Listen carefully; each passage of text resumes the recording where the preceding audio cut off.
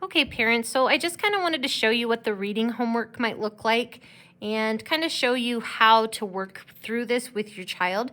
So this paper that you're seeing here is what your child's going to bring home to show me that they have read a chapter book. So this is what the first page is going to look like. Obviously, they're just going to go ahead and put their name. Here they're going to determine the genre of the book, which is what type of book it is. Now, for some of them, this will be pretty simple. We've been talking about genre in class, and they'll be able to put something there. If they are not sure and you are not sure, you can type the name of their book into Google or any other search engine, and then you can type in genre with it, and you should be able to determine the genre or the type of book. So today we're going to be talking about this particular book, Tales of a Fourth Grade Nothing by Judy Blume. And this book is considered a realistic fiction, so we're going to write that here for our genre. All right. Next, obviously, we're going to put the title, Tales of a Fourth Grade Nothing. Most of this page they can fill out before they even begin the book.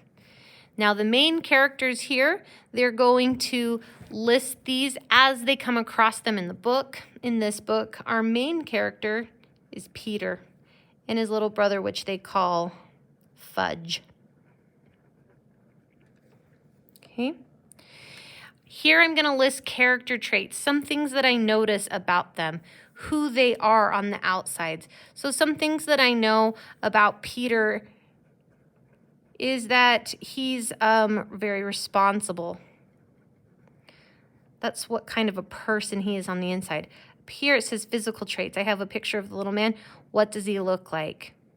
You know, he's got light brown hair.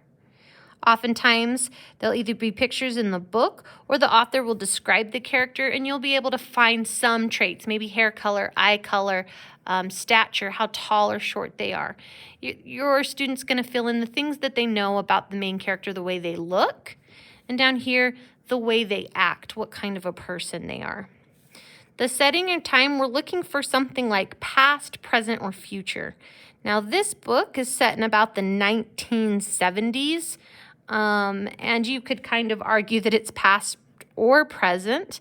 We're going to go ahead and put present on this one. We still have cars and things like that, so we're going to go ahead with present. There's still telephones and things like that in the story.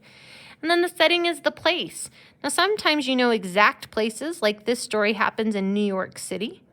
Sometimes you can do something a little bit more generic. Maybe the story happens at a school. I could just write school. But this is where most of the story happens. Obviously, usually stories are going to move from place to place, but where most of the story is happening.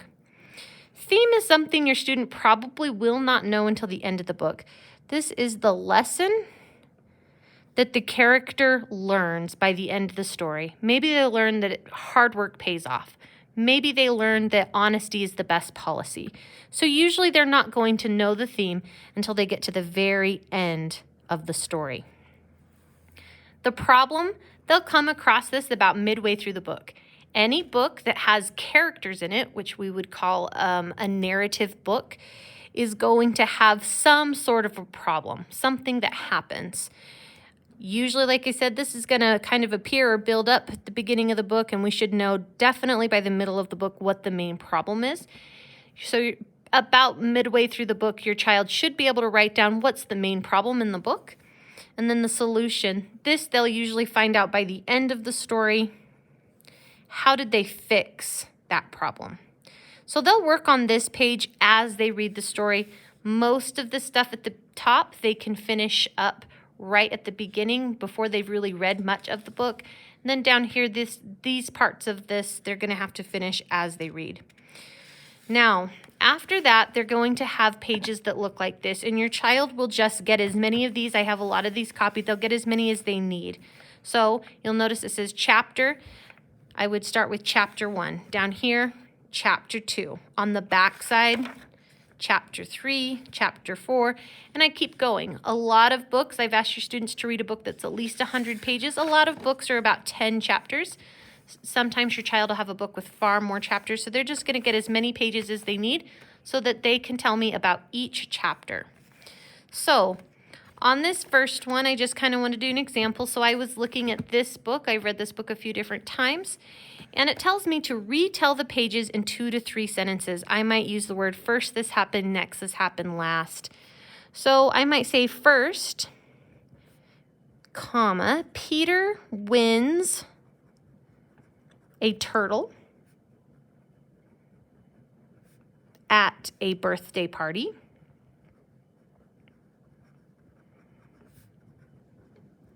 Next, he takes it home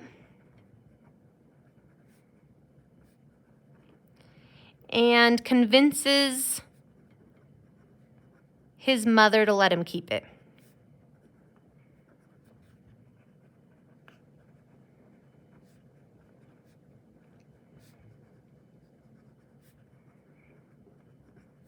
Last, he tells his little brother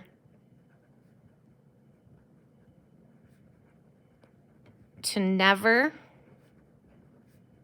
touch his turtle. And this is kind of how this first chapter happened. Okay, so we're retelling this and we're trying to think first, next, last, what happens in the beginning, the middle, the end. This is really good for your students to start sequencing things in their mind. It helps with comprehension. So we're going to do this just with one chapter and they're just retelling it in their own words. Here, I want them to find 1 to 3 words that maybe they don't know. If your child's book, if they know every single word in the book, it's probably not challenging enough. They should come across some words they don't know. If there's a lot of words they don't know, it's probably too difficult. So try to find a book where there are a few words they don't know. So as I was reading this chapter, I thought commercial might be a word a kid might not know. They would write down the word they don't know. They can do up to 3. They can do more if they would really like to. And then define. You would actually go online or use an actual dictionary at home. Look up the definition. Maybe have a conversation with them. Help them understand the meaning of the word. In addition to this, they're going to make a prediction about what they think is going to happen next. They should always be thinking ahead. What's going to happen because of these actions? Kind of a cause and effect sort of thing. I'm thinking since the end of the chapter ends with him telling his little brother not to touch the turtle, my prediction would be that Fudge, his little brother, touches the turtle. He seemed a little mischievous. That would be my guess that he's going to go ahead and try to touch the turtle. And then this last part is visualization. I really want your child to have a picture in their mind as they read. A lot of us, when we read, we kind of have almost like a movie playing in our mind. That's why oftentimes if you read books and then you watch the movie that goes with it, sometimes it's disappointing. It doesn't look the way you imagined it to. And I found for a lot of students who don't enjoy reading, they also don't visualize. They don't see those pictures in their mind. So they really are just looking at words on a page, which would be boring. So we want them to be trying to train themselves to see a picture in their mind as they read. So if I were going to draw a picture for this chapter, I might draw, and it doesn't have to be fancy. I'm going to draw a little jar here, and I'm going to put a bunch of marbles in it. And the reason why was because when Peter was at the birthday party, and maybe I'm going to draw a balloon over here. When he was at the birthday party, the way he won his turtle is he had to guess how many marbles were in a jar. And he guessed the closest, and so that's how he ended up winning the turtle to take it home. So this is kind of what I'm seeing in my mind. Obviously, unless they're really great artists, these are going to be just maybe a series of small pictures, things that they might have visualized. This is what they'll do for one chapter, and then they're just going to keep going along. I know for students who are quick readers, this might slow them down a little bit. This is hopefully to train them, though, like I said, to sequence, to visualize, to make predictions, to do those things that make reading enjoyable and also help us comprehend. I hope this helps you know how to help your child with their homework. Please remember to email me or text me if you have any questions. Thanks.